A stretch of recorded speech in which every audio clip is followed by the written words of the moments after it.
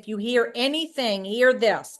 Mold in an HVAC system is not normal. I want to break that cycle because it is not normal. It is a sign and a symptom of a more significant underlying issue. That issue is going to be related to moisture, but it is some underlying related moisture issue.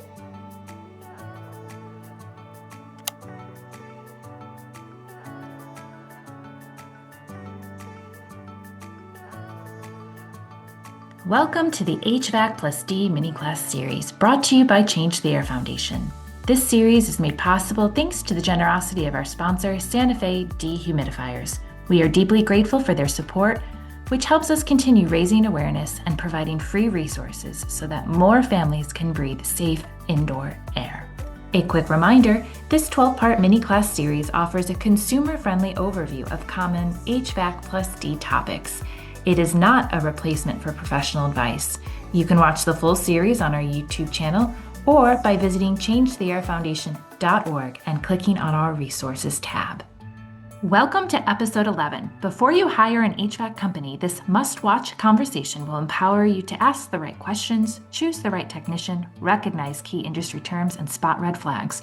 Whether you need routine maintenance, troubleshooting for an existing problem, or a full system replacement, we'll cover what you need to know, including how to navigate mold and microbial growth in your system. From essential certifications to warranty basics, this is an episode every homeowner and renter should see. A bit about our guest. Becky Callegan, a lifelong Louisiana resident, grew up in the HVAC industry through her father's air conditioning business. In 2010, she and her husband AJ launched their own HVAC company in Covington, where Becky became the first point of contact, guiding clients in building trust and helping them feel confident in choosing their company as the HVAC contractor for their home. In 2019, a severe health crisis revealed toxic mold in their home and workplace, sparking Becky's passion for understanding how buildings impact health. She went on to earn a degree in health and wellness and sustainable real estate development from Tulane University. Today, Becky helps run their company, specializing in building science and home performance. She also serves as a part-time assistant program coordinator at Change the Air Foundation, developing educational initiatives to empower healthier homes. Becky, thank you so much for being here today. I have been looking forward so much to your talk today. Yes, thank you for having me. I am super excited about this opportunity. I know you and I have gone back and forth about it in the development of our mini class series, so I'm really excited that we're here today. This is one of those episodes that I think every homeowner and renter should watch because at some point, most of us have had to pick up the phone and call an HVAC company. Either we needed routine maintenance on our system, maybe the system stopped working for some reason, it's no longer heating or cooling the home, or maybe you're in the position where you have to replace a unit. And I know firsthand just how overwhelming that can be. Especially if you're not familiar with some of the industry logo, and it's hard to know if what you're being told, if what you're being sold is really what is best for your home. And so we're going to give listeners today so many key things to ask and listen for, and vocabulary that they need to know so that when they pick up that phone, they feel empowered and they can make an informed decision. So I love this. Let's start off though with just some of the basics. What are some certifications or licensures that contractors should have? Yeah, so starting out, this area can be a little gray because depending on the state that you live in, there actually may not be any expectations or any requirements for any licensing at all, which can be a little frustrating. But baseline, no matter what, mandated by the federal government, it is a law that any technician who operates and uses refrigerant does have to have a EPA certification to be able to use that refrigerant. They have to go through a little test and get a certification. And again, that's put forth by the federal government. So that's something that everybody should have. And also they will issue a little card, a physical card. I kind of chuckle because it's a staple in my husband AJ's wallet, like his old raggedy tattered 25-year-old EPA certification card. So that is something that if you wanted to go above and beyond, you could ask for, maybe not necessary, but you could as a safe precautionary. So that's baseline minimal. Above that, each state and or municipality could require that the company and or the technician license themselves as a mechanical contractor in that state. Again, not all states may have this, and it kind of is like a pyramid effect. So if the state requires that they become a licensed mechanical contractor, on top of that, each county and or municipality that they operate in could also require licensing and registering with that state. And those are all things that you can check up on your Secretary of State's website usually. That's great. So that's like the required legal state and or federal requirement. But then as an industry, similar to how the remediation inspection industries, there are additional trainings and certifications that are out there, but it's hard to know which ones are maybe more meaningful in terms of like the education and provided. So can you speak a little bit to like what industry certifications would be good starting points in your opinion? Certainly. So there are different organizations like ACA, which is the Air Conditioning Contractors of America, and they have NCI, National Comfort Institute, and that's just a few drops in the bucket of things, organizations that contractors can partner with, can become members of to be able to access their continuing education opportunities and or certification opportunities. And so even if a contractor decides that they want to take a course or go to a conference or a training that some of these organizations offer, one, the course may not offer an actual certification after you complete it, but again, we gain some valuable knowledge that will help us serve our clients and serve the community better. And or sometimes that contractor, if they do this so much, they might not even file or request to get that official certificate to be able to hang on the wall or show as document.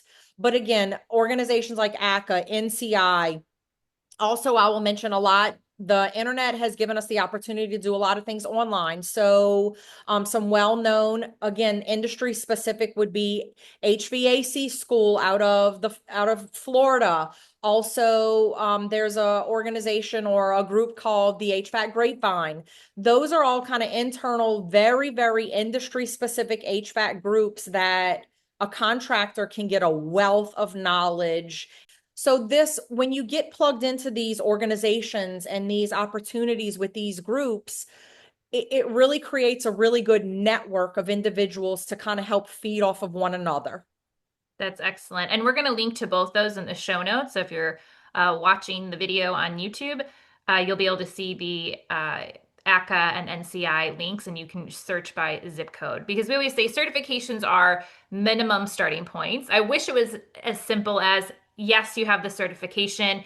That means you know everything that I need you to know for my home. But that's why we're having this conversation and everything that's about to follow. All right, so let's talk about what happens if you are in the unfortunate position that you have to replace your unit. Sometimes that's called retrofitting. It's expensive. You want to do it once and you want to do it right. I made the mistake of not asking the company I hired and I didn't ensure that they were going to size my unit properly. And I ended up having a lot of issues that became very expensive down the road. So it's really key to get this right from the beginning. So if somebody calls a company and they're going to need a new unit, or maybe they've been told they need a new unit, one of the first things they're going to ask or should ask is, how do I know what size equipment I need when replacing my system? Yes, that's an excellent question and something often that right people aren't thinking about. Um, you know, we obviously know that our house has a specific square footage. And yes, obviously we have a piece of HVAC equipment that might be in our basement, in our attic, and in an indoor closet space. But right, even just using the verbiage of what size is it? Like you don't even think of these specific verbiages. So it's a really good question to ask. So this is a process. The It's like an engineering process is the best way to describe it. And again, to be able to put it in layman's terms so that our community, homeowners and renters can understand, we want to look at this thing like drafting a beautiful piece of art.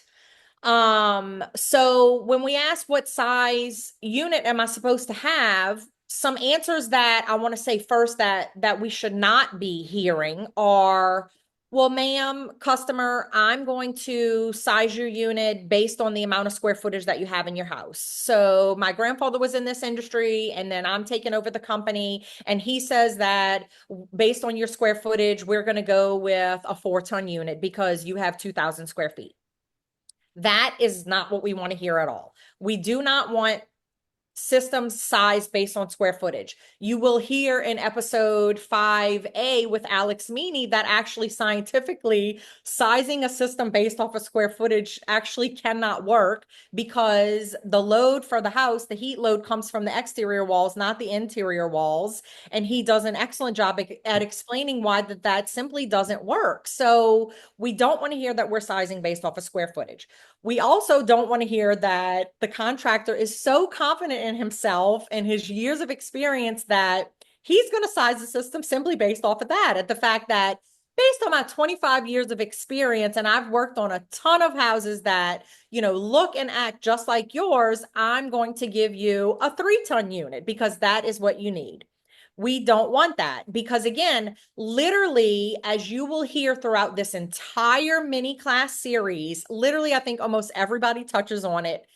Your neighbor's house, your parents' home, the person who lives across the street, the person who lives in the neighboring neighborhood, there could be similarities in these things that maybe you had the same contractor build the house, or it might be a production home build. That doesn't matter. Each and every individual home operates differently. The way that you operate in your house, the way that you may cook or you keep doors closed, God forbid, the way that your house faces, you might have a southern facing house versus a northern facing house. All of those things make a difference. And so we're not sizing based on someone's experience and the fact that they were in a home that could have been maybe very, very 99% similar to yours. That does not mean that your house needs the same piece of equipment. That is an unacceptable answer. If a contractor is making a judgment call on your HVAC equipment based on his years of experience of work, his or her years of experience of work. Next, we don't want to, again, we're not going back to that rule of thumb type of thing and swapping old equipment for the same exact thing. So if you might be living in your house and you didn't have any HVAC issues prior and you had a 4-ton unit, now the technician is coming in and they said, okay, well, it's time for replacement. And because you have a 4-ton unit, I'm just going to go ahead and put another 4-ton back in here.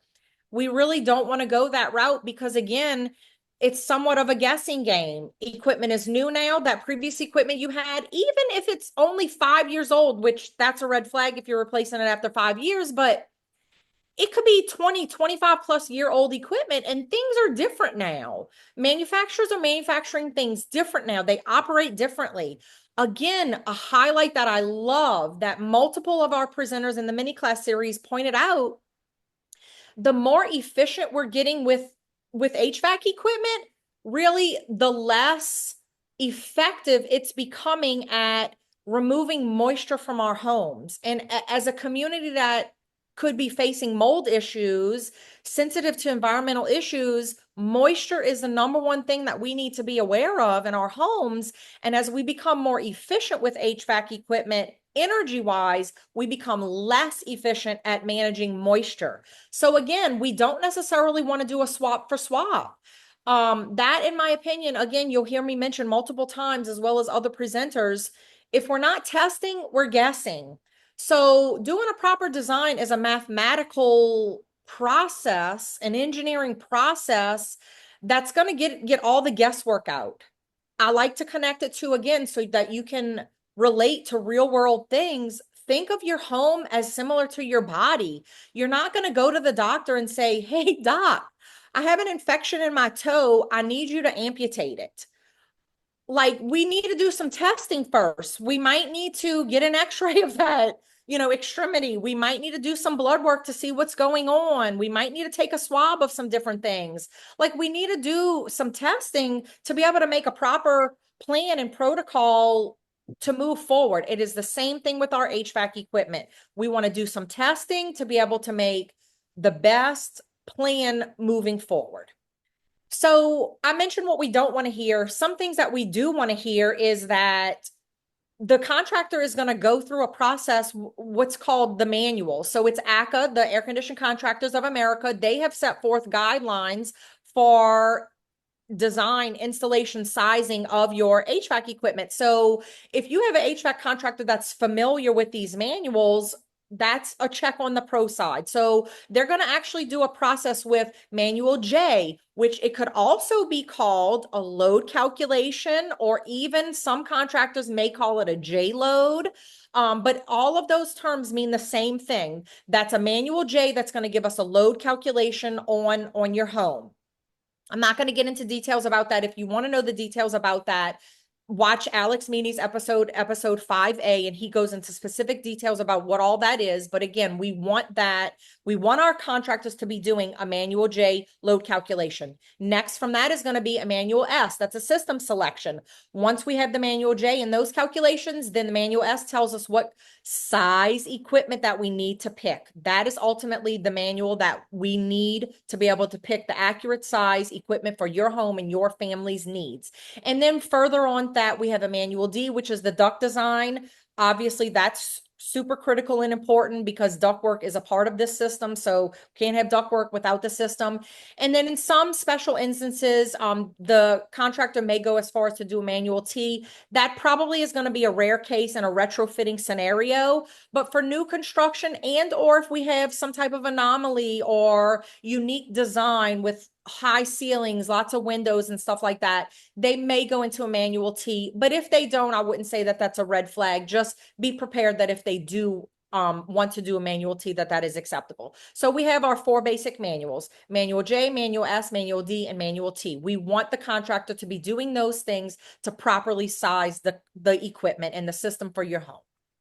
Yeah, and I think it's important because if you're going to invest money in a new system, which could be $10,000, $15,000, even more, depending on the number of systems and where you live, you want the equipment that is going to be best for your home. It is not like buying a refrigerator. We have a whole number of episodes on that. You can't just pick one and plug it in and call it a day. So Right. the manual J and S, D, and T, is that something that people should expect to pay for to have that done and to get those calculations done for their home?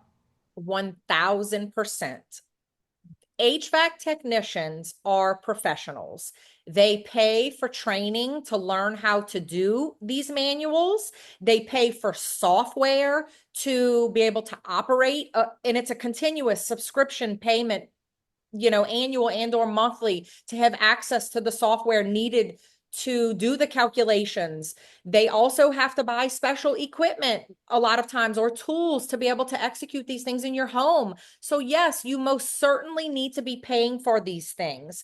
Also, again, let's connect it back to the body, and another well-respected professional in our communities are doctors. You would not go to your doctor and he say, okay, we need to have some blood work done and we need to have some x-rays done today, and then you don't get a bill for that. Like, unfortunately, that's just not how it works in the medical industry, and that's also not how it works in the HVAC industry, and we shouldn't have an expectation that it should. This may sound brutal and harsh, but really, and it's kind of comical, but cheap work isn't good and good work isn't cheap. Like, keep that at the forefront of your mind when you're dealing with your HVAC system. Like, this is a critical, crucial piece of equipment in your home that is really going to dictate not only the health of your built environment, but also your health, somewhat maybe more than the supplements that you take or the doctor that you see. Like, this piece of equipment in your home is really vital and can be life or death. So let's not devalue that contractor, that professional, and or the services that they would like to offer you. Again, all of that is within reason. Like, we don't want to be oversold, and we'll get into some conversations and some scenarios about that. But yes, you want to be paying for the manuals. And to be completely honest with you, if you're looking at a new construction and you're building your home and or a retrofit situation, and the company and or technician does not offer you these services, that's a red flag. So I wouldn't even want to go with that contractor that's not willing to sell me those services or gives me the option to opt out of them. This process is also going to take time. So circle back on the cost. If the contractor is offering you the load calculation or the ductwork design or the HVAC design for free, they're not doing it. Again, you will hear this in multiple of our episodes. If they are offering the service for free, they are not doing it. You are not getting it. And you don't even want it from them if they're offering it for free. If they come into your home and you ask this question, how are you going to size the system? And they say, oh, well, I did it before I arrived. And I have a satellite program that helped me do that. That's a no. That's a no-go. Like the satellite doesn't have X-ray vision. Alex Meany mentions that. I stole that line from him. So the satellite can't see inside your home. It doesn't know what your behaviors are. It If the contractor walks in and tells you all of these things, those are red flags. They did not do the proper design process. So again, time. When the person comes in and they're having the conversation with you to be able to replace the system, that can be a multiple day process from your initial call. Let's say day one, they come out, they tell you that you need a new unit. It might be another day, maybe two, before they can get the same person out or another piece of the member of their team to come out and take all the measurements required to properly do these calculations. And then they're going to take all of that data that they gathered and probably go back to their office and maybe need a couple of more days to be able to put it through the software and do through the programming to be able to design this. So this could look like a multiple day process, again, depending on the size of the team and how familiar they are with everything. So give some grace and be prepared that it's not just an overnight, it's not an instantaneous, and really it's not like a 2 hour return time and then bam, we're done. This is a process that we need a plan for. And again, you want that. I think that's really helpful because this is not a step you want to skip. So if you're replacing your unit, you're going to pay for the manual J&S to be done. And you explained, I think, very nicely why, right? It's numbers and calculations unique to your home. Again, episode 5A and 5B gets into that in more detail. Because if people think, oh, it's a free quote or an estimate, well, if you're getting a free quote or an estimate, you're essentially getting a sales pitch, Yep. right? To buy my services, to buy my equipment. So you're paying for this diagnostics to be run, and that is the first part. So one of the things that I want homeowners to know that they should be able to ask for is, should they be able to ask for a copy of the manual JSD&T if they pay for it? Yes, definitely. So it might not be something, let's say you do have a proper contractor and they are running these things. They may not automatically offer that to you, and that is okay. But most definitely, if you have paid for it, then you can ask for a copy and they should be more than willing to give you a copy. So, actually, and again, to our community, I would advise asking for a copy of that just because we do want to ensure that they're doing the proper process and that they're not, let's say, copy and pasting someone else's manual J or load calculation or duct design, and they're just trying to do like a cookie cutter thing to your home. So if when you're asking for a copy of those reports, a couple of things that we automatically want to look for is, like, I know this sounds so simple and excuse my language, but somewhat asinine, but you want to make sure that your name is on that, your address is on that, your correct zip code is on that. So ACA sets forth the standards, and there are certain guidelines that the contractor is mandated to follow based on your geographical area. So we will be releasing an article, and in my article, I mention these things, but so my specific zip code, the areas that the HVAC contractor has to get to do the calculations, or probably both of them are probably a good 50 miles away from my actual zip code. But again, like, I know that it's a zip code in my state and I know that it's in my area. So they're not using your zip code, for example, to get the calculations for my home in Louisiana. So that's something that we want to make sure of. We also, again, these papers are very technical. They're very easily manipulated. And also, right, as a consumer, we may not always know what we're looking for, so it may be very hard to spot some of these manipulations and or red flags. That's why I'm mentioning these things. But certain things that you can look for are also the number of occupants in the building. If you have a family of 5 living in your house and they have that 10 people live there, more people add more heat. So we don't want that. That could be oversizing the unit, which again, we don't have to get into details, but our mini class series covers the detriments of oversizing HVAC equipment and how that can literally make or break your home, your health, all those things. So you want to look for the number of occupants. You want to look for things that temperature. So again, if I live in an area where it could get 100 degrees very often, but again, ACA mandates that the design temperatures are set by a certain criteria. So like I think our design temperature in our area might be between 92 and 95. Well, again, that's not always an instance in my community, in my area.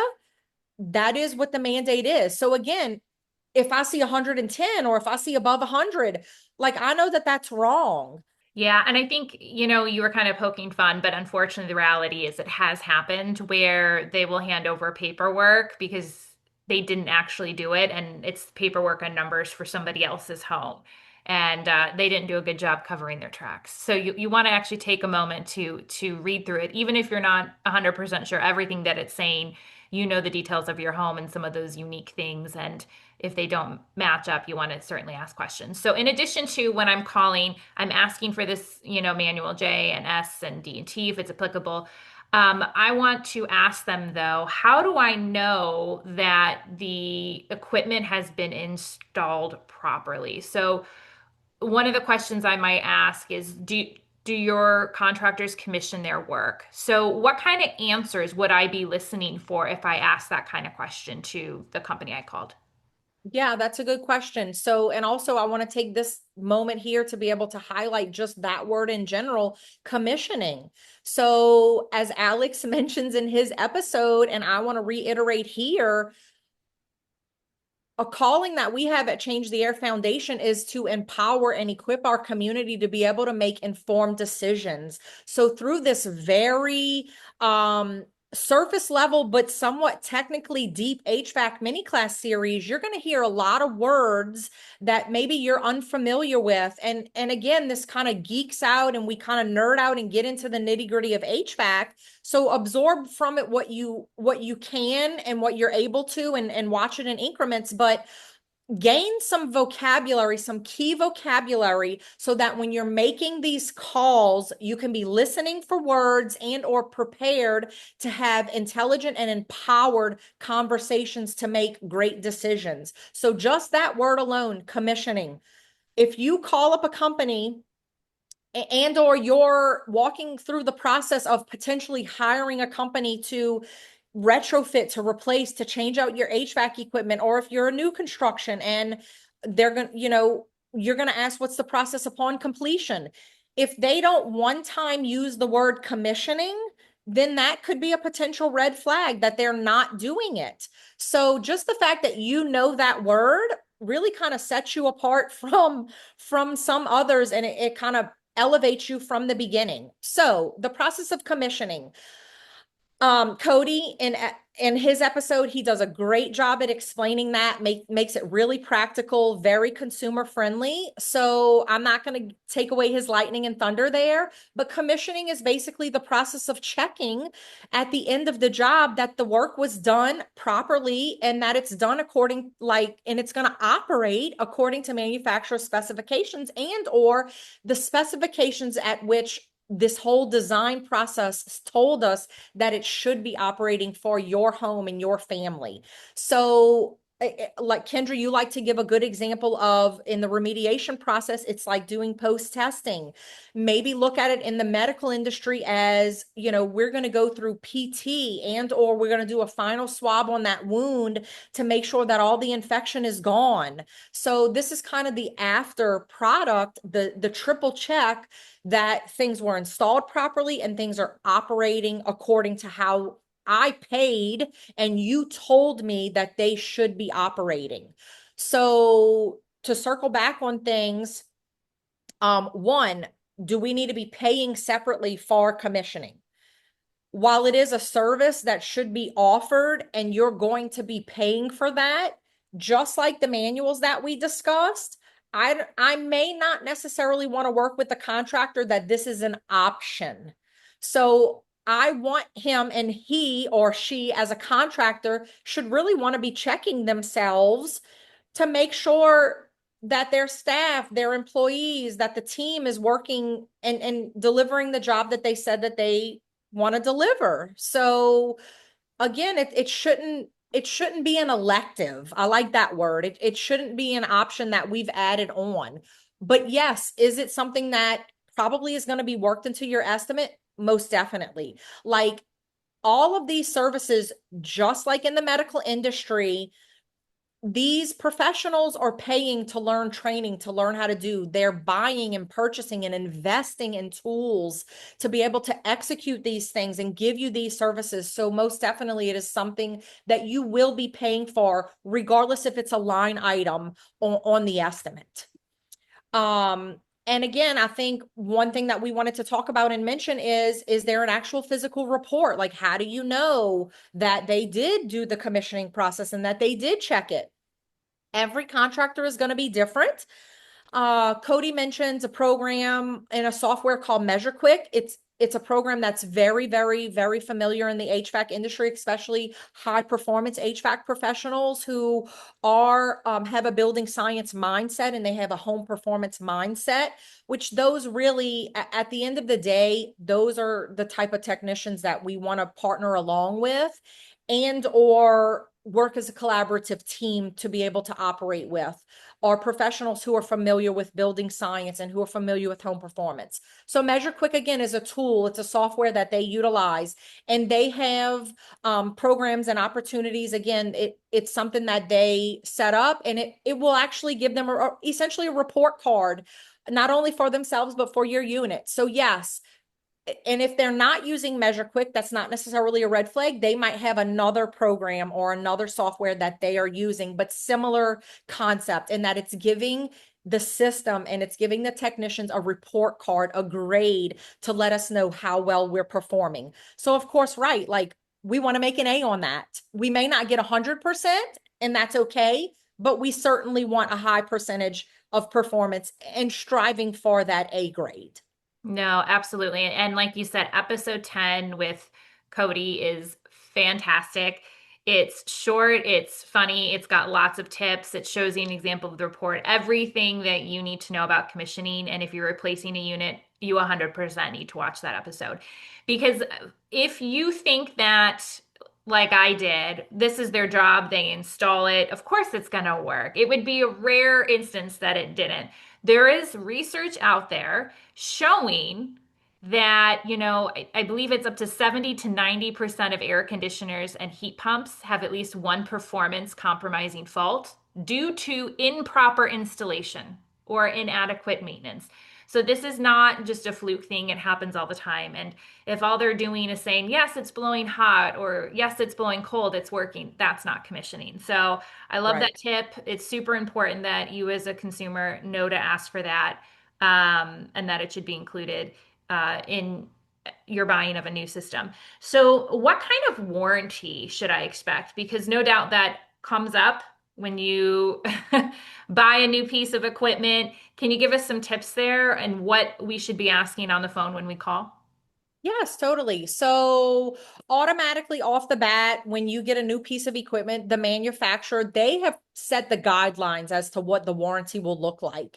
And when that HVAC contractor agrees, they actually get into contract with distribute distribution companies to be able to sell that particular brand equipment to you as their client. So there are specific guidelines that the contractor has essentially agreed to follow per the distribution and the manufacturing guidelines. So automatically, pretty much across the board, every manufacturer will give you an automatic 5-year parts warranty for that piece of equipment. That's automatic. Again, a lot of times when you're looking through advertisements or you're on the contractor's website or even on the phone call through the conversation, they're going to tell you that it's going to come with a 10-year manufacturer's warranty. And they're not wrong in that. But the key is that to receive that 10-year warranty, the equipment has to be registered. So what comes to mind is, when you do buy that new refrigerator or even something as simple as like a toaster oven or whatever, it comes with that little card in the mail that's normally has pre-postage on it and it says register your warranty. It's the same with your HVAC equipment. If that piece of equipment is not registered either by you, the homeowner, or by the HVAC contractor who did the installation for you, then after year 5, that warranty is no longer, it doesn't exist anymore. So if they advertise a 10-year warranty to you, but they don't register the equipment, you don't get that 10-year warranty. So the key piece here is that you want to get that warranty registration in hand, either in hand as a physical printout or as a download, an email, a PDF on your computer. But sometimes it's out of sight, out of mind. But I definitely want you to be asking about if the contractor has registered that warranty for you, and ask for it within the first 30 days. So if you're at day 15 and you haven't heard back from that contractor and or gotten a copy or inquired about that registration, you want to go ahead and make a phone call or send an email saying, hey, I'm following up. Do I need to register my equipment, or is that something that you've taken care of for me? And if so, can I get a copy? And then you stick it in your home file. If you have to register the warranty yourself, I'm sure there's going to be instructions in the instruction manual, but you would likely go on the brand name piece of equipment's website, and then somewhere there's an opportunity for you to register that warranty, and you will need some information like the model number and the serial number and those specific things. But definitely you want to be asking for that. In terms of labor, it's pretty industry standard for a contractor to offer a 1-year labor warranty. That's kind of, again, industry standard. So at that point, if anything fails within the first year and you have to have a callback, not you shouldn't have to pay for anything with that new piece of equipment. Again, if we're having commissioning, if we're doing design, that essentially the contractor should be looking at that as insurance for them and their company, because callbacks cost money. So again, if they've gone through proper business training, all these trainings that on the business side, this is something that companies are informed on. You want to eliminate callbacks because they cost your company money. So again, this is another piece of why really they should be offering you design, commissioning, because it's also beneficial to them.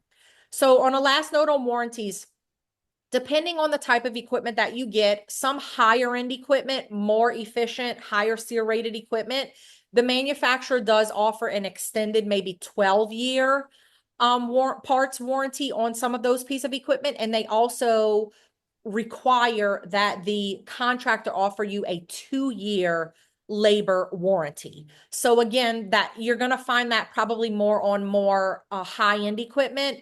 But again, it's something that you can inquire about once you figure out what piece of equipment you're going to pick for your home. Yeah, and don't forget about that add-on equipment. If you ended up adding like a whole home dehumidifier, that's something that you want to make sure that warranty is filed as well. That's super helpful. So now that we have this new system, or maybe we're just trying to, maintain a system, which everyone should be doing, talk to us about what we need to know about routine maintenance. What are we listening for? What are we looking for on the website? What should we expect to happen in our homes? Yeah, so that's a good one, and it's a big topic. So as you mentioned, we should not be skipping maintenance at all, really. Again, like sometimes our HVAC systems are out of sight, out of mind, but I want to drill home is that this piece of equipment in your home is it's the biggest appliance that you should be investing in. You should be giving it top priority and attention, because whether or not you realize it, like I've said it before and I'll say it again and I'll probably say it again, your HVAC equipment impacts your health probably larger than any other component like that in your home, definitely. It impacts the health of that building, that home, and also it impacts your health, as a lot of members of our community know so well. So I like to say a minimum of having that piece of equipment service 2 times a year.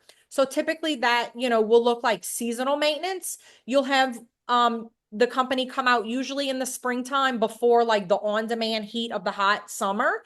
And then also in the fall season or very, very early winter, maybe like before we're getting ready to turn the heater on.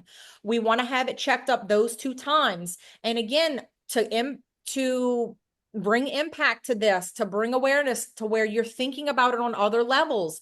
Your doctor, your insurance, your medical insurance requires that usually you have an annual physical, have your blood drawn at least once a year. It's recommended you go to the dentist, every 6 months. So HVAC is the same thing. Your automobile, you wouldn't think about driving your automobile 100,000 miles, for 2 years post purchase without having any type of oil change or maintenance done. It's the same thing with the HVAC system. Think of it as we want to go ahead and do that oil change on this at least twice a year. So companies could offer different options. And again, this is something that I know for myself. I get mailers in the mail. We have a little home magazine that circulates through our community. It is chock full of coupons and advertisements for HVAC contractors offering these maintenance things. So sometimes it's called a tune-up, sometimes it's called a seasonal maintenance. What I want you to focus on is that two things here. One, we want a physical cleaning of the system. We don't just want a visual inspection. And I'll get into that in just a minute and give a correlation that really will help ding the bell. And also, a lot of times when we see companies offering these promotions like a $99 or a $79, unfortunately, I've seen it as low as like $39, $49 tune-ups. There is no doubt in my mind, I can 100% guarantee you that if you book an appointment with the utilization of that coupon and or promotion, you 100% will be upsold on something. Larger companies are actually the technicians. I have been told inside the industry by people who have transitioned that they are required to the point that they will actually get reprimanded if they don't have a minimum sales ticket, especially when they are calling upon an appointment that is underneath this $99, $79 tune-up promotion. Like they will literally get in trouble and risk losing their job if they don't come back with a ticket that's X number of dollars. So I can guarantee you, you're being upsold on something. So we don't want to, unfortunately, utilize those things. Again, remember the line that I said, good work isn't cheap and cheap work isn't good. Another kind of side note, a lot of these smaller mom and pop, or, used to be maybe like 10, 15 employees or less that, started off as mom and pop HVAC companies. It's a big, big, big thing right now that larger entities, larger corporations nationwide who don't even have knowledge or anything about HVAC, but they're business people, they are coming in and they are buying up these smaller companies, multiple of them, and they stay in your community as like each of them individually branded, but they're no longer owned by that individual, family or business partnership or whatever. It's now kind of like a hedge fund equity thing that they're getting bought up by these things. So again, the focus in those companies are sales. They are like they spend a lot of money investing in their employees and sales training.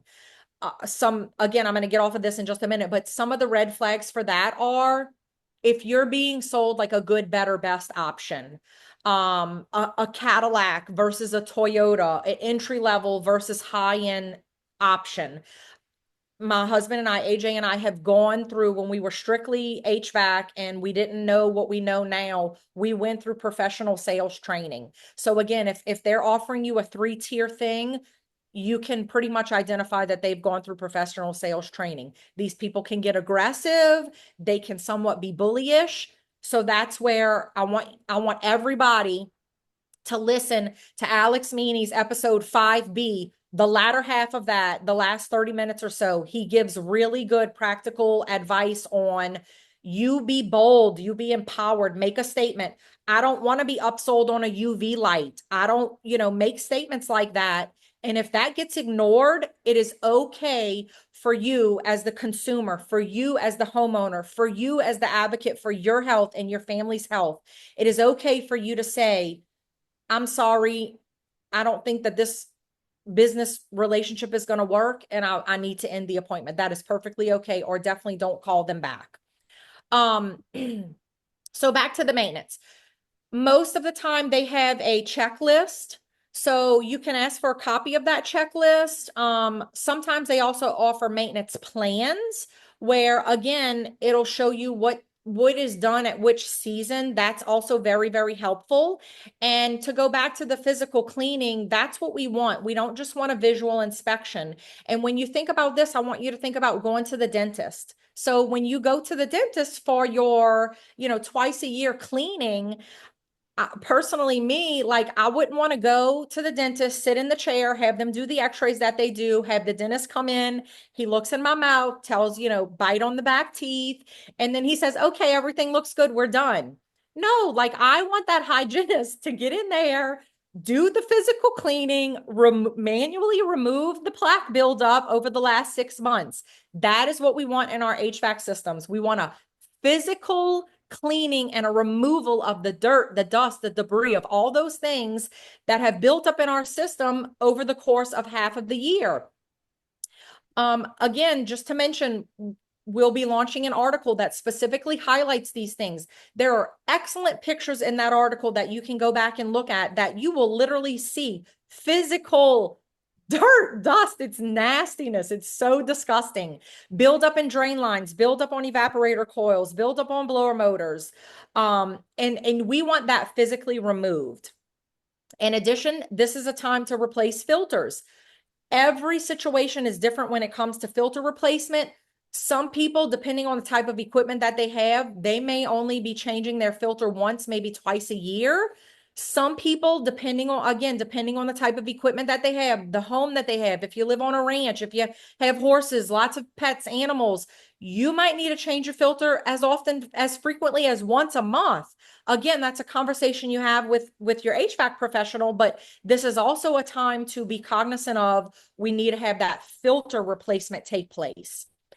And last, to touch on this, so some of the services that I mentioned that might be recommended or need to be done with evidence, we want to ask for evidence: evaporator cleaning, evaporator coil cleaning, and or blower cleaning and stuff like that.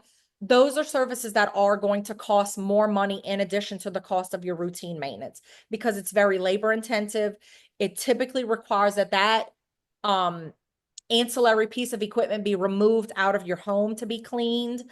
A lot of times, depending on, how bad it is, it's not able to be done, up in your attic or down in your basement or whatever. So again, be prepared to pay for that extra. But again, we want to make sure that it's not an upsell. And so we want to see if you can visibly see it with your own eyes, have them show you. If it's an area where you can't access for whatever reason, ask for pictures. And again, not to be overly cautious, but, make sure that is a picture, timestamp, and those types of things in your home. Last thing I will touch on, maintenance again does take time. It depends on the technician, their abilities, but at a minimum, I feel like you need to prepare for an hour to an hour and a half per system to be, to be able to be physically cleaned properly. Sometimes that might take 2+ hours. Sometimes it might be, I wouldn't be less than 45 minutes, an hour. And again, if you have additional equipment that goes with that, the dehumidifiers and additional filtration, those are also going to take add-on time and add-on costs to the normal maintenance. So let's talk about pricing quickly. So something that you may be able to expect, or what I would think would be appropriate pricing for a physical cleaning, really good maintenance that I would want done on my personal home is probably in the 199 or above range. I would think anything probably less than that, they're gonna maybe upsell and or not do as quality of a job that I personally would want done. And another thing that I want you to be aware of, or red flags for maintenance contracts, are if they put in there that if you have somebody else come and look at your equipment, that you negate the warranty. All of that type of stuff is a red flag. You should be able to have someone, again, maybe not come and work on things, but at least come and look. If you have somebody who's a building scientist who also specifically specializes in HVAC, and you're having some issues and you don't call your HVAC company and you call this person and they come in and make some observations, you don't want that HVAC contractor who you might be in a maintenance contract with to totally void that. So you just want to be conscious and aware of those things when you're getting into contracts with people.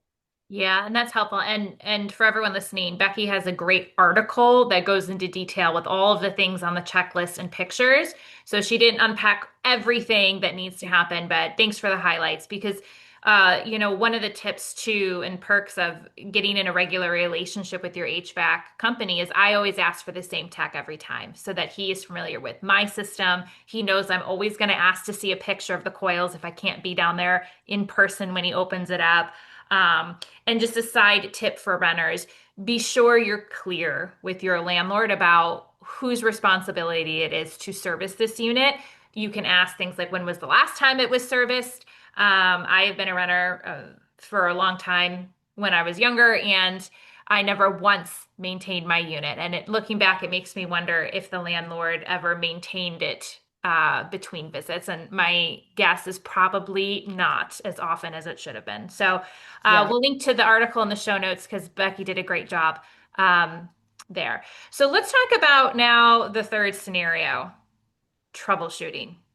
This is always the one where, because chances are you're panicked, right? Either it's hot out or cold out, and you need either heat or air conditioning.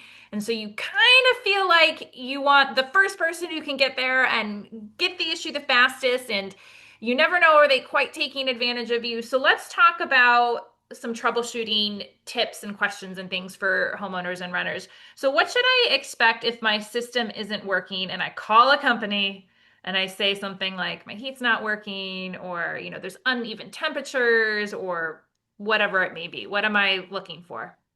So first things first off the bat, like we've mentioned multiple times, like be prepared to pay for that technician to come out and take a look.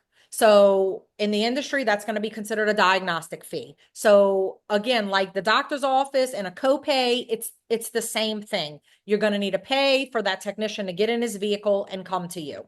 Again, we don't necessarily want an automatic diagnostic over the phone. They need to come out. They need to be putting, you know, tools on things. We need to be testing. So in our, group of colleagues and mentors, they like to say, like, if we're not testing, we're guessing. So that's essentially what it is. And again, think about it with the medical industry. You wouldn't go for surgery, for open heart surgery, without having an echocardiogram or a stress test, and having blood work done. That's just not something that takes place. It's the same thing with HVAC. Every situation is unique and different, and we can't just kind of make blanket statements about all of that. But what we want done is testing. We want people to come in to put equipment on things, and then I need physical data and proof that this is where and how it's gone wrong. Here is a question that I know is going to resonate with a number of listeners in our community. What happens if the contractor opens it up and they find mold or other issues? So the number one thing, the first automatic thing that should happen is the contractor notifies you and they tell you that that's abnormal. So I hear, and AJ hears, and we all in this community too often hear that, oh, this is normal. Literally, that is the statement. And it's infuriating. AJ was on a real estate inspection just this week, two of them actually. And one real estate agent whispered it behind AJ's back. The other real estate agent had the audacity to say it in front of him. And they literally said, "Oh, that's normal. My house has it too." Or, "Oh, that's normal. Every house has that." No, folks, if you hear anything, hear this. Mold in an HVAC system is not normal. I want to break that cycle because it is not normal. So that is first and foremost, that it is a sign and a symptom of a more significant underlying issue. That issue is going to be related to moisture, but it is some underlying related moisture issue. So first and foremost, I'm going to say it again. If they find microbial growth in any part of your system, whether that be the air handler, the supply grills that supplies, air into each one of your rooms, if it's growing on the outside of it, if they remove it from the ceiling and we see some growth on the sheetrock or in anything around there, if it is in your ductwork, that is not normal. And processes and protocols and steps need to begin to take place, like an investigative process, to be able to get to the root cause as to what is causing this issue. It could be something super simple. It also could be something significantly complicated that then begins to bring in the whole home. So Let's yeah. do a couple examples because that tends to raise the blood pressure of a lot of people a little bit more. And so your first thing is to stop and not panic. You're not going to rush and have them start spraying stuff into your system and ductwork. This now potentially becomes a bigger issue, needing mold remediation companies potentially, or an IEP, a building scientist to get to the bottom. So do you want to share? I know we each have a story to share. Do you want to go first? Because I think it shows people the path they can take if this happens. So it is okay if your HVAC contractor is not familiar with building science. It's okay that they may be unfamiliar with how to move forward with mold or microbial growth or getting to the root causes of moisture issues. All of that is okay.